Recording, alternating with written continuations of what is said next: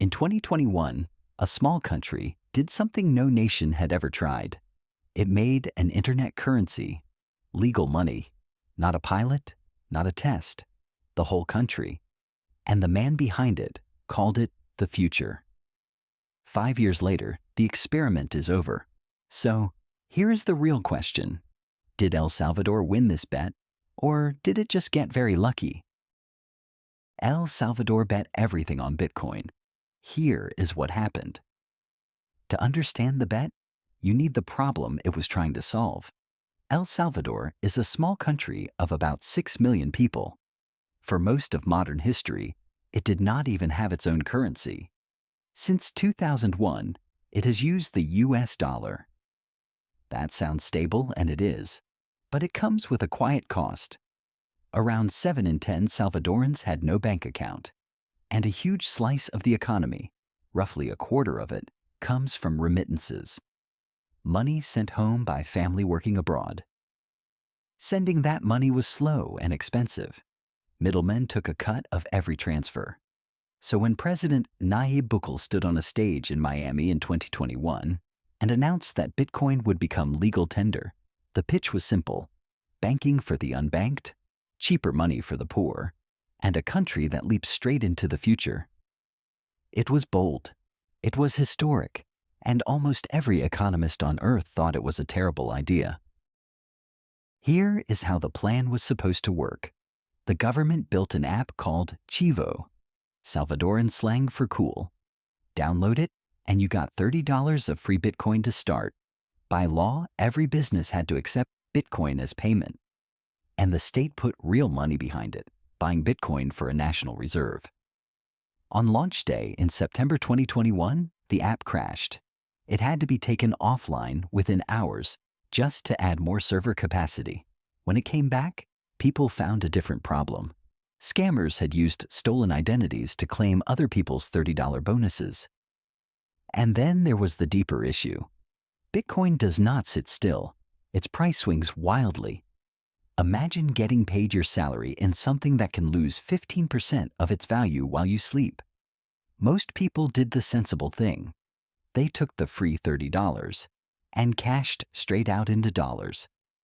By 2024, polls found that more than 8 in 10 Salvadorans simply were not using Bitcoin at all. The share who used it for payments had fallen year after year since launch. So, as a payment system for everyday people, the experiment mostly flopped. But here is where the story takes a turn, because while citizens were cashing out, the government was doing the opposite. It kept buying. The strategy became a slogan: 1 Bitcoin per day. Through every crash, every panic, every headline screaming that it was over, the official Bitcoin office kept posting the same thing: we bought more. And remember what Bitcoin does over long stretches of time. It is brutally volatile in the short run, but across this period, the price climbed a lot. By late 2025, El Salvador's stash had grown to over 6,000 coins, and at one point, the country sat on a paper profit of nearly $500 million. Let that sink in. The payment experiment failed, but the investment, on paper, looked like a triumph. A poor country had quietly become one of the largest government holders of Bitcoin on the planet. Which raises an obvious and uncomfortable question. If it was working so well, why did El Salvador suddenly agree to unwind almost the entire thing? To understand why a winning bet got dismantled, we have to talk about the thing the slogans never mentioned: debt. El Salvador did not just need Bitcoin to go up. It needed cash. Real, boring dollar cash to pay its bills and keep the lights on. And the only institution big enough to lend it that much money was the one that had spent years warning the country to stop: the International Monetary Fund, the IMF. In late 2024, the two sides reached a deal worth $1.4 billion. But the loan came with a price, and that price struck at the very heart of the Bitcoin experiment. Before we open that envelope, this is the perfect moment for our two resident experts to handle some business. Quick pause. If you are still here, you are exactly the kind of curious person this channel is built for. So while our team handles the paperwork, do me one tiny favor. Hit subscribe. It is free, it takes 1 second, and it is the only thing that tells the algorithm to show this stuff to more people. That is it. Okay, the envelope is waiting. Let us get back to it. So, the envelope. To get the loan, El Salvador agreed to roll back the core of its own Bitcoin law. In early 2025, the country passed amendments that did something almost unthinkable for a place that had branded itself the Bitcoin nation. Accepting Bitcoin became voluntary. Businesses were no longer required to take it. You could no longer pay your taxes in Bitcoin. And crucially, the law stopped calling Bitcoin a currency at all. The legal heart of the experiment, the thing that made El Salvador first in the world, was quietly removed. The government also agreed to step back from the Chivo wallet entirely and to stop using public money to buy more Bitcoin. And that last promise is where things get strange, because publicly, the Bitcoin office kept right on posting. We bought more, 1 per day. The number kept climbing. So, who was telling the truth? The government saying it never stopped stacking? Or the deal that said it had to? Now this is the part where a crypto channel is supposed to cheer. Look at the profit. Bitcoin won. But if we only told you that, we would be lying to you. So, here's the honest version. In mid-2025, the IMF published something awkward. According to a letter signed by El Salvador's own central bank president and finance minister, the country had not actually bought any new Bitcoin since the deal began. The growing pile in the public reserve was not fresh buying. It was mostly old coins being shuffled together from different government wallets into one place. Consolidation dressed up to look like accumulation. So the famous 1 Bitcoin per day during this stretch appears to have been more story than substance.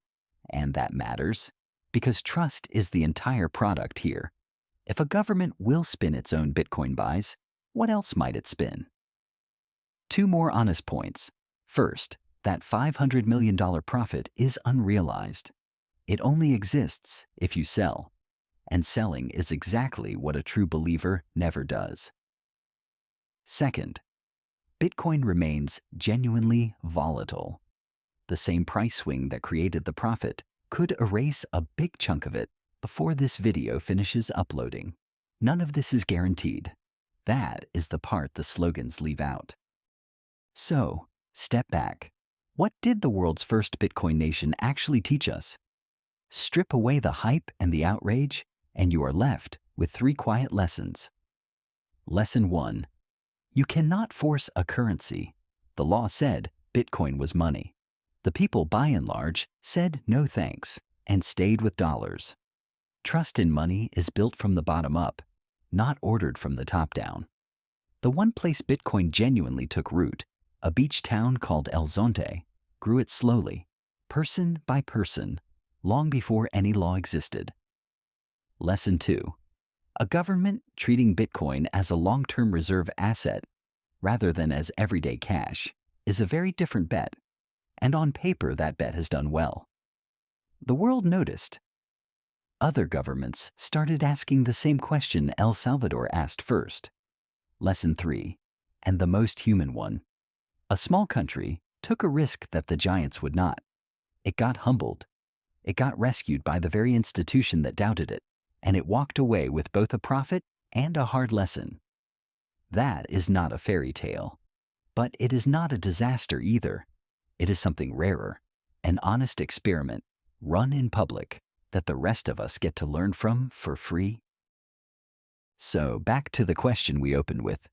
Did El Salvador win, or did it just get lucky? Here is the honest answer. Both. The payment dream stumbled. The reserve bet, on paper, and for now paid Alberta off. And the legal experiment that made it famous has quietly been packed away. Maybe the real win was never the price. Maybe it was being first. Being the small country brave enough or reckless enough to run the experiment in the open so everyone else did not have to. Now, we want to hear from you, and this one is easy. One word in the comments. If you had to bet your country's savings, would you go Bitcoin or dollars? Just type the word. We have pinned a comment up top, and the most thoughtful reply this week gets a shout out in the next video. Thanks for watching. Stay curious.